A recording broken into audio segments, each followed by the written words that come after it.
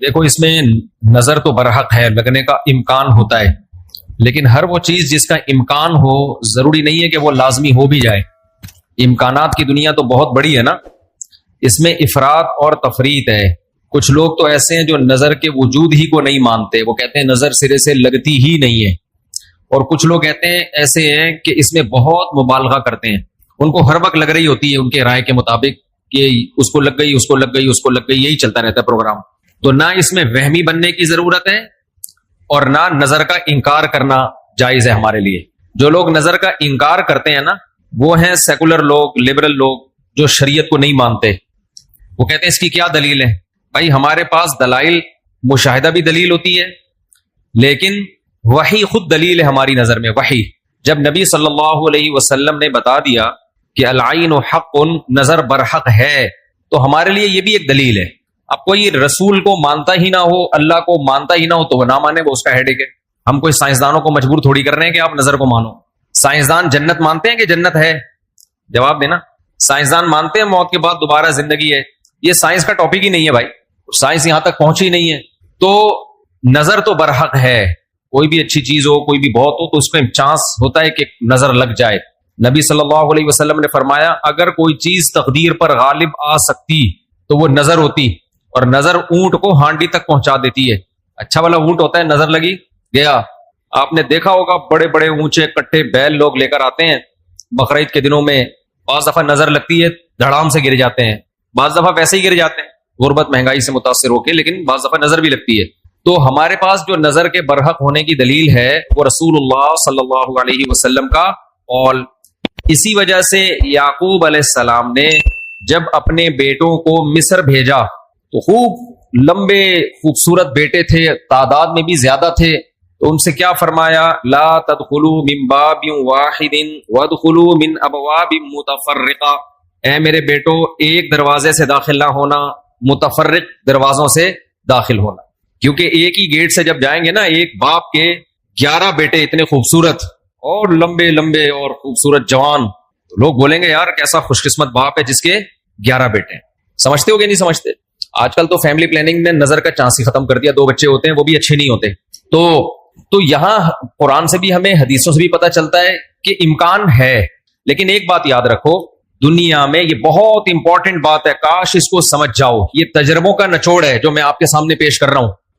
امکانات کی بیس پہ یقینی دعوے کرنا یہ تمام گمراہیوں کی بنیاد ہے۔ جادو کا بھی امکان ہوتا ہے، کسی پہ جادو ہو جائے، ہزاروں میں کسی ایک پہ، لیکن روحانی عامل کے پاس جب آپ جاؤ گے کہے گا آپ پہ بھی جادو، آپ پہ بھی جادو، آپ پہ بھی جادو، آپ پہ بھی جادو۔ جب آپ کرو گے نا کہ بھائی مجھ پہ جادو کیسے ہے، کہے گا کیا جادو برحق نہیں ہے؟ سمجھ میں آ رہی ہے بات؟ ڈاکٹر یہ بدماشی کبھی نہیں کرتا۔ آپ ڈاکٹر کے پاس جاؤ، آپ کے گردے میں پین ہو رہا ہے، وہ چیک کرے گا کہ گیس کا پین ہے یا پتھری کا پین ہے، کیونکہ ڈاکٹر اس کا علم ہے باقاعدہ۔ وہ کبھی یہ نہیں کہے گا کہ پتھری ہے بس تکا مار دیا، بھائی ڈاکٹر صاحب پتھری کا پین کیوں ہے؟ تو وہ جواب میں کہے کیا گردوں میں پتھری ہوتی نہیں ہے کیا؟ آپ بولو گے ہوتی تو ہے، میرے ہے یا نہیں ہے مجھے تو یہ تو بتاؤ۔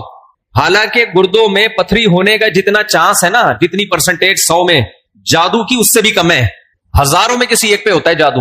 لیکن عاملوں کے پاس جب آپ جاؤ، یہاں الحمدللہ کچھ عامل ہیں جو میرے خلاف ایک فل پروپیگنڈا شروع کیا ہوا، اتنی خوشی ہوتی ہے مجھے، میں آپ کو بتا نہیں سکتا جب عامل میرے خلاف بولتے ہیں، اتنی خوشی ہوتی ہے۔ اور میں کہتا ہوں کمبختو، تمہارے پاس جادو، چڑیل، جن، بھوت، تم میرے خلاف بولتے کیوں؟ نقصان پہنچا دو یار۔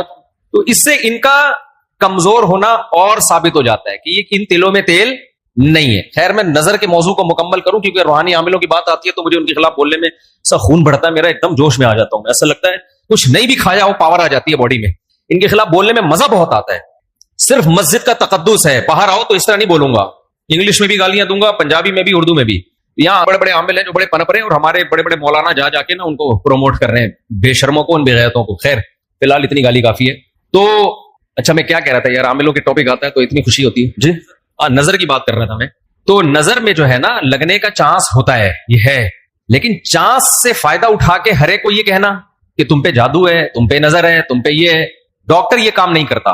شوگر کا چانس ہوتا ہے آپ کو کہ شوگر ہے، لیکن یہ تو نہیں کہ ڈاکٹر جب تک کمپلیٹلی تحقیق نہ کر لے، ڈاکٹر نہیں کہے گا تمہیں شوگر ہے، تمہارے گردوں میں پتھری ہے، تمہارے پیٹ میں یہ مسئلہ ہے۔ حالانکہ امکانات تو ہوتے ہیں، لیکن آپ یہ جو ڈرامے باز لوگ ہیں نا روحانی عامل، ان کے پاس جاؤ گے نظر ہی لگی ہوئی ہے آپ کو، لازمی کیا لگی ہے؟ کیونکہ جب کسی کے پاس کوئی فن نہیں ہوتا، علم نہیں ہوتا، تو وہ سب کچھ جانتا ہے. پھر سمجھ رہے؟ ڈاکٹر کے پاس علم ہوتا ہے کڈنی کا، لہذا تحقیق کرے گا، 100 میں 2 کو کہہ دے گا تیرے گردے خراب ہیں. عاملوں کے پاس چونکہ جن چڑیل بھوت کا علم ہوتا ہی نہیں ہے، لہذا ہر ایک پر جن بھی ہے، چڑیل بھی ہے، اور بھوت بھی ہے، اور نظر بھی ہے، اور موکل بھی ہیں، اور حمزات بھی ہیں، اور پتہ نہیں کیا کیا ہے ڈرامے بازی. سمجھتے ہو؟ جب ان کو بولو کہ کیا دلیل ہے، تو بھائی امکانات کی دنیا میں امکان کہ فلانے پہ لگ گئی تھی، فلاں پہ لگ گئی تھی، تو خوب سمجھ لو امکانات کی بیس پہ یہ کہنا کہ ابھی دیکھو ایک مولانا صاحب کا کلپ آیا، انہوں نے کہا کہ نبی صلی اللہ علیہ وسلم نے فرمایا کہ ہر بیماری کی دوا اللہ نے رکھی ہے دنیا میں، یہ صحیح حدیث ہے. پھر انہوں نے ایک دوا بتائی کہ یہ شوگر کی بہترین دوا ہے. بھائی آپ ڈاکٹر ہو، آپ سائنٹسٹ ہو، کہہ رہے ہیں میں نے یہ کہیں سے نکالی ہے. ڈاکٹر کہہ رہے ہیں شوگر ایک اسٹیج پہ پہنچنے کے بعد لا علاج ہے، یہی کہتے ہیں نا ڈاکٹر. بھائی شوگر ایک اسٹیج پہ پہنچ جائے تو وہ کیا ہو جاتی ہے؟ اب ٹھیک نہیں ہو سکتی، کنٹرول کرنی پڑے گی، لبلبا ٹھیک نہیں ہوگا آپ کا. لیکن انہوں نے کہا کہ دیکھو ہر بیماری کی اللہ نے شفا پیدا کی ہے، تو یہ میڈیسن، یہ کوئی دیسی نسخہ ہے، یہ شوگر ٹھیک کر دے گا. اب دلیل کیا دے رہے ہیں؟ ہر بیماری کی اللہ نے دوا پیدا کی، یقیناً کی ہے، لیکن کیا وہ آپ کو معلوم ہے؟ کیا وہ دوا یہ ہے جو آپ پیش کر رہے ہیں؟ اس کی کیا دلیل ہے؟ بھائی بہت ساری دوائیں لوگوں کو معلوم نہیں ہے. تو اب یہ سمجھیں کہ 2 انتہائی میں جلدی سے کمپلیٹ کروں اس موضوع کو، کہ نظر لگنے کا چانس ہوتا ہے، لیکن یہ نہیں ہے کہ جو بھی کوئی اچھی چیز ہوگی کچھ بھی ہو جائے اس کو نظر ہی لگی ہے. تو یہ وہم کی دنیا سے باہر نکلنا چاہیے. جو سیکولر لبرل لوگ ہیں جو نظر کا بالکل انکار کرتے ہیں، وہ کہتے ہیں فلاں فلاں پہ کیوں نظر نہیں لگی، وہ اتنے ہینڈسم اتنے خوبصورت لوگ ہیں، فلاں کی آواز اتنی اچھی، ان پہ نظر کیوں نہیں لگی. تو اب اصول سمجھیں، نظر لگنے کے لیے علماء نے قاعدہ ضابطہ بیان کیا ہے، جو چیزیں مشہور ہوتی ہیں نا ان کو اکثر نظر نہیں لگتی. نظر ہمیشہ اچھمبے کی چیز کو اچانک، جیسے میں لوگوں سے کہتا ہوں بھائی آپ انتہائی غریب تھے، سائیکل بھی نہیں تھی آپ کے پاس، اچانک آپ کے پاس بہت زیادہ پیسہ آ گیا، اور علاقہ بھی وہی ہے، رہتے اسی غریبوں کے محلے میں ہو، گندے نالے پہ رہتے ہو، سائیکل پہ تھے، اچانک لینڈ کروزر آ گئی آپ کے پاس. یہ جو اچانک والا کام ہوا ہے نا، اس میں نظر لگنے کا چانس ہوتا ہے. سمجھ میں آ رہی ہے بات؟ اب دیکھو یعقوب علیہ السلام کے بیٹے مصر میں ان کے ساتھ ہی رہتے تھے، سوری مصر میں نہیں، شام میں ساتھ رہتے تھے. وہاں یعقوب علیہ السلام نے نظر سے بچنے کا یہ والا اہتمام ہمارے علم میں نہیں ہے کہ بچوں کو کہو دروازے سے الگ الگ جایا کرو، ایک ہی دروازے سے. لیکن جب مصر جا رہے ہیں نا، اجنبی جگہ ہے، وہ لوگ یعقوب علیہ السلام کے بیٹوں سے مانوس نہیں ہیں. وہاں یعقوب علیہ السلام نے کہا کہ نئی جگہ پہ جا رہے ہو، اچانک اتنے بیٹے جب لوگ دیکھیں گے نا خوبصورت، وہاں چانس ہے. تو اس سے پتہ چلتا ہے کہ اپنی نعمت کو آہستہ آہستہ ایکسپوز کرنا چاہیے. سمجھتے ہو کہ نہیں سمجھتے؟ آہستہ آہستہ کیا کرنا چاہیے؟ پہلے پہلی ہو پھر دوسری، استغفر اللہ، یعنی آہستہ آہستہ. ایک کمارا آدمی جس کو کوئی رشتہ نہیں رہتا، اچانک 4 بیویاں لے کے گھوم رہا ہے، تو چانس ہوتا ہے اس کے نظر لگنے کا.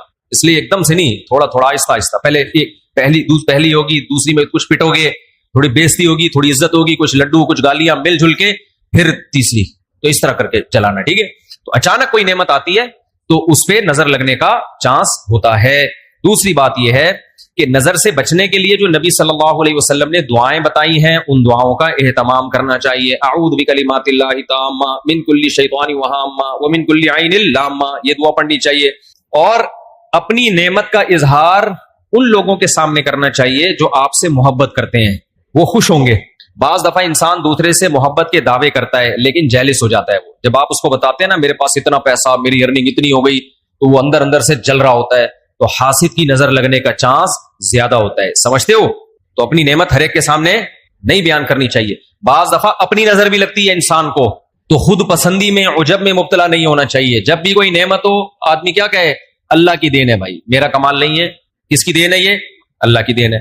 تو ان چیزوں کے اہتمام سے نظر کا چانس کم ہو جاتا ہے. باقی عاملوں کے پاس نہ نظر کا کوئی علاج ہے سوائے مسمرزم کے، دماغ کو کنٹرول کر کے کچھ الٹی سیدھی چیزیں آپ کی کھوپڑی میں ڈال دیتے ہیں، تو اس سے آپ سمجھتے ہو کہ میں ٹھیک ہو رہا ہوں. ٹھیک نہیں ہوتے. آپ مینٹلی تھوڑا سا کیا ہو جاتے ہو؟ مطمئن ہو جاتے ہو. اور ان کا اپنا دماغ بھی خراب ہوتا ہے، آپ کا بھی دماغ خراب کرتے ہیں. سمجھتے ہو؟ اچھا، میں جب عاملوں کے خلاف بولتا ہوں، لوگ کہتے ہیں یہ 2 نمبر عاملوں کے خلاف ہے. بالکل غلط بات. میں 1 نمبر عاملوں کے خلاف، یہ ذہن میں رکھو. 2 نمبر کو تو میں لفٹ ہی نہیں کراتا. میں ان عاملوں کے خلاف ہوں جن کو علماء بزرگان دین سمجھتے ہیں کہ بہت بڑی پہنچی ہوئی چیز ہے یہ. میں ان کو 2 نمبر سمجھتا ہوں. یہ کخ بھی نہیں کر سکتے. سمجھتے ہو؟ یہ کچھ بھی نہیں کر سکتے، چاہے امریکہ میں ہو، چاہے جاپان میں ہو، چاہے پاکستان میں ہو، چاہے کراچی میں ہو، چاہے پنجاب میں ہو، سب ایک جیسے ہیں. اس لیے اپنے آپ کو بچاؤ ان فضول لوگوں سے. اچھا بھائی، حضرت محمد صلی اللہ علیہ وسلم پر جادو کے اثرات سے متعلق اہل سنت کا کیا عقیدہ ہے؟ نبی پر جادو ہوا تھا، بخاری مسلم سے ثابت ہے، لیکن ہوا کیوں تھا؟ آپ کہیں گے نا ایک طرف تو آپ کہہ رہے ہیں جادو اتنی آسان نہیں ہے، ہزاروں میں کسی ایک پہ، تو پیغمبر پہ ہو گیا۔ دیکھو کچھ چیزیں نبی صلی اللہ علیہ وسلم کے ساتھ ایسی ہوئی ہیں جن میں کوئی حکمت تھی۔ یہودی آپ کو جادوگر کہتے تھے، جادوگر جادوگر، اللہ نے تھوڑا سا اثر ہونے دیا تاکہ یہودیوں کو الزام لگانے کا موقع نہ ملے۔ جادوگروں پہ جادو کا اثر نہیں ہوتا، تو تھوڑا سا اثر اللہ نے ہونے دے دیا، اتنا اثر کہ آپ کبھی کبھار بھولنے لگے کچھ چیزیں، کچھ کام کیا ہوتا آپ کو یاد نہ ہوتا، اس سے زیادہ اثر نہیں ہوا آپ کے اوپر۔ اور یہ اثر اس لیے اللہ نے ڈالا تاکہ لوگوں کو یقین آ جائے آپ بشریت میں کامل ہیں اور آپ جادوگر نہیں ہیں۔ اصل مقصد یہ الزام کی نفی تھی۔ اگر یہ اتنا آسان ہوتا تو ابو بکر پہ کیوں نہیں ہو گیا میرے بھائی؟ حضرت عمر پہ کیوں نہیں ہو گیا؟ حضرت عثمان پہ کیوں نہیں ہو گیا؟ سیدنا علی پہ کیوں نہیں ہو گیا؟ یہ تو ایک تماشا بنا لیتے لوگ۔ فرعون کے موسیٰ علیہ السلام کے مقابلے میں جادوگر آئے ہیں۔ آپ لوگ کو آواز صحیح آ رہی ہے؟ گونج تو نہیں رہی ہے آواز؟ مجھے تو گونج رہی ہے آواز۔ بھائی موسیٰ علیہ السلام کے مقابلے میں جادوگر آئے، قرآن کہتا ہے یخیل الیہ من سحرہم انہا تسعی، جادوگروں نے دماغ کو ایسا کیپچر کیا ہے کہ دیکھنے میں ایسا لگا کہ یہ لاٹھیاں نہیں بلکہ سانپ ہیں۔ حقیقت میں وہ لاٹھیاں سانپ نہیں بنی تھی، دماغ میں کچھ انہوں نے ایسا کیا ہے نا کہ یخیل، خیال پیدا ہوا کہ یہ لاٹھیاں نہیں بلکہ کیا ہے؟ سانپ۔ دیکھو انبیاء کے دماغ کو ایسے کیپچر نہیں کیا جا سکتا، لیکن اللہ نے یہاں ہونے دیا۔ موسیٰ علیہ السلام کو بھی ایسا لگا کہ یہ لاٹھیاں نہیں بلکہ کیا ہے؟ سانپ ہیں۔ اس میں حکمت تھی نا تاکہ مقابلہ تو ہو۔ اب سوال پیدا ہوتا ہے جب موسیٰ علیہ السلام مقابلہ جیت گئے، فرعون نے دھمکی دی جادوگروں کے کہ تمہارے ہاتھ پاؤں کاٹ کے میں قتل کر دوں گا، تو جادوگر وہی رسیاں دوبارہ فرعون کی طرف پھینک دیتے کہ تو قتل کر کے دکھا ہمیں، کیا خیال ہے بھائی؟ یا فرعون پہ جادو کر دیتے؟ ہوا جادو فرعون پہ؟ بولتے کیوں نہیں؟ مجھے تو لگ رہا ہے آپ لوگ پہ ہو گیا۔ نہیں ہوا نا فرعون پہ جادو بھائی، جادوگر ہزاروں جادوگر تھے، سینکڑوں تو تھے ہی، انہوں نے سوچا کہ یار تو ہمیں دھمکی دے رہا ہے، انتر منتر کلی کل انتر ہو جا منتر چھو، یوں کرتے فرعون ٹیڑھا ہو جاتا۔ فرعون کی ساس کو کچھ چیزیں سکھا دیتے، کیا خیال ہے؟ جٹھانی فرعون کی زوجہ جو تھی حضرت آسیہ رضی اللہ عنہا، ان کو کہہ دیتے کہ تم اپنی ساس سے کچھ کروا دو یا جٹھانی سے، وغیرہ وغیرہ جو بھی ہے۔ تو ایسا نہیں ہوتا بھائی، فرعون نے دھمکی دی اور ہاتھ پاؤں کاٹ کے ان سب کو شہید کر دیا، کچھ بھی نہیں ہو سکا۔ ایسا نہیں ہوتا، جادوگروں کو ایک ماحول چاہیے، اسی میں وہ سب کچھ کرتے ہیں۔ تو یہ ہم سے زیادہ کمزور ہوتے ہیں، ان سے ڈرنے کی بالکل ضرورت نہیں ہے۔ دنیا میں سب سے کم اگر ڈرو نا تو عاملوں سے اور جادوگروں سے سب سے کم ڈرا کرو۔ جیسے کہ پولیس والے ان سے بالکل بھی نہیں ڈرتے۔ اکثر آپ نے دیکھا ہوگا ریڈ پڑتی ہے نا پولیس والوں کی عاملوں کے پاس، تو پولیس والے جاتے ہیں، پولیس میں جو گٹکا کھانے والا ہے نا وہ اٹھا کے لے آتا ہے عامل کو، تھانے میں بند کر دیتا ہے۔ عامل اس کا کچھ بھی نہیں بگاڑ سکتا۔ سوچو جو عامل ایک گٹکا کھانے والے پولیس والے کے سامنے کچھ نہیں کر سکتا، وہ اس عامل کی پوری ٹیم کو اٹھا کے لاک اپ کر دیتے ہیں یہ لوگ، وہ سنگدل محبوب تمہارے قدموں میں کہاں سے لا سکتا ہے؟ وہ سنگدل محبوب تمہارے قدموں میں کہاں سے لا سکتا؟ تو یہ دنیا کے سب سے کمزور، سب سے ضعیف قوم روحانی عامل ہوتے ہیں، لیکن دماغ کا کھیل ہے سارا، تو لوگ ان سے ڈر رہے ہوتے ہیں۔ نہیں ڈرو تو آپ طاقتور ہو، سمجھتے ہو؟ آج مجھے ایسا لگ رہا ہے گلوکوز کی 3 بوتلیں چڑھا لی میں نے، عاملوں کے خلاف بولتا ہوں اتنی، کیونکہ عامل میرے خلاف بہت سرگرم ہو گئے ہیں آج کل۔ ابھی علماء کا ایک وفد گیا کسی عامل کے پاس، وہ وفد پہلے میرے پاس آیا، گپ شپ ہوئی، بیٹھے، میں نے ان کو رات کو کھانے کی دعوت دی، انہوں نے کسی سے ملنے جا رہے تھے، مجھے نہیں پتا کسی عامل کے پاس گئے، اس عامل نے میرے خلاف اتنا بولا کہ انہوں نے میری دعوت ہی کینسل کر دی کہ یار یہ مفتی صاحب تو 2 نمبر ہے معاذ اللہ، انہوں نے اپنی طرف سے اس عامل کی باتوں میں آ کے۔ تو جب انہوں نے کسی نے مجھے بتایا، میں نے کہا اچھا ہے، اللہ نے تمہاری قسمت میں یہ عامل رکھے ہوئے ہیں، تم جیسے فضول لوگوں سے اللہ نے مجھے نجات دے دی، تاکہ میرا کھانا تمیز والے عقل مند لوگ کھائیں۔ جو عاملوں سے متاثر ہو تو اس بیچارے کا مینٹل لیول کیا ہوگا آپ سوچو۔ میں نے کہا میں ایسے مولویوں کی بالکل بھی ضرورت نہیں ہے جن کا مینٹل لیول یہ ہے کہ چڑیل بھوت بھگانے والوں سے متاثر ہو کے آتے ہیں، یہ تو مینٹل لیول ہے آپ کا، دلائل سے کے بجائے ان لوگوں سے متاثر ہوتے ہیں۔